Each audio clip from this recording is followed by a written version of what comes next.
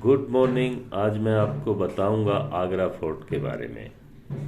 उत्तर प्रदेश में आगरा में यमुना नदी के तट पर स्थित इस विशाल किले का निर्माण मुगल बादशाह अकबर ने 1565 से 1573 ईस्वी के बीच कराया था।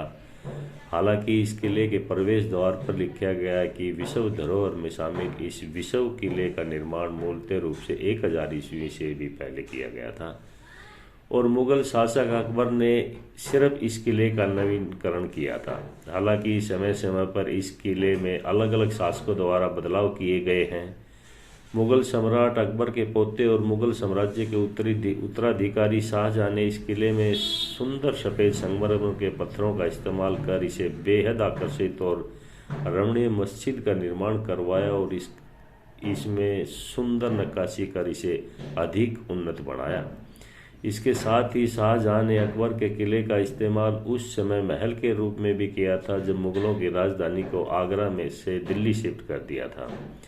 वहीं इसके बाद शाहजहां के निर्दयी पुत्र औरंगजेब ने आगरा किले की बाहरी परचारी का निर्माण करवाया था। आपको बता दें कि औरंगजेब जब मुगल सम्राट का उत्तराधिकारी बना था तब उसने अपने ही पिता शाहजहां को उनके जीवन के आखिरी दिनों में कैद कर लिया था। ऐसा भी कहा जाता है कि इस किले से शाहजहां अपनी मुमताज़ बेगम की याद में बनाए गए दुनिया के 7 अजूबों में से एक ताजमहल को देखने के लिए रहते थे। अपनी भव्यता और आकर्षण की वजह से विश्व धरोहर की लिस्ट में शामिल आगरा के विशाल किले का इतिहास राजपूतों, मुगलों और लोधी वंशों से जुड़ा हुआ है। आपको बता दें कि आगरा के ऐतिहासिक महत्व की वजह से दिल्ली की राजधानी हुआ करता था। आगरा किले के निर्माण का इतिहास 1080 ईस्वी से पहले मिलता है जब मोहम्मद गजनवी की सेना ने भारत को जीतने के उद्देश्य से इस किले पर अपना अधिकार स्थापित कर लिया। वहीं इस इतिहासकार मानते हैं कि इस किले का मूल रूप से चौहान वंश के राजपूत शासकों के पास था।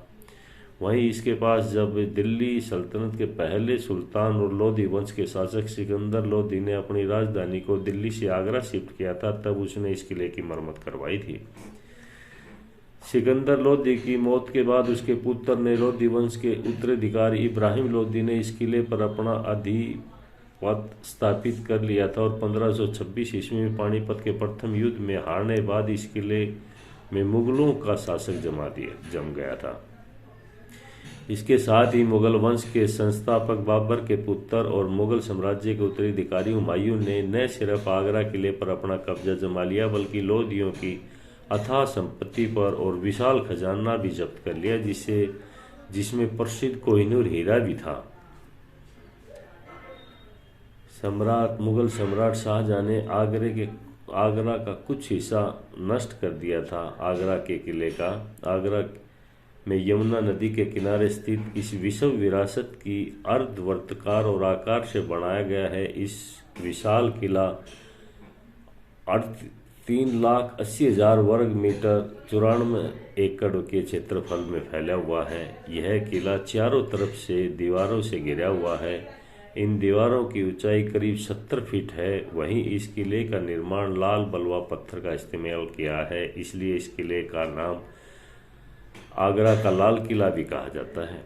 दुनिया के 7 आश्चर्यों में एक ताजमहल के करीब 2.5 किलोमीटर की दूरी पर स्थित इस भव्य किले के अंदर वर्तमान में 24 से भी ज़्यादा स्मारक हैं।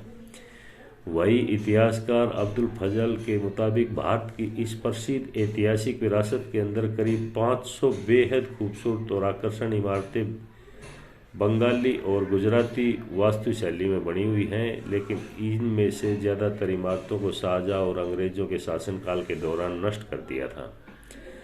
आपको बता दें कि मुगल सम्राट शाहजहां ने अपने शासनकाल के दौरान आगरा किले की कुछ इमारतों को संगमरमर पत्थर से बनाने के लिए नष्ट भी कर दिया था।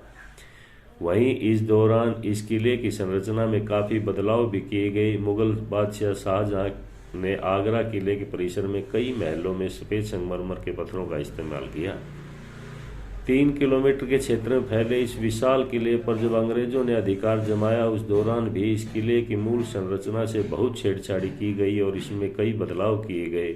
अंग्रेजों ने इस किले के अंदर कुछ बैरक बनवाए बनवाने के लिए इसकी कुछ इमारतों को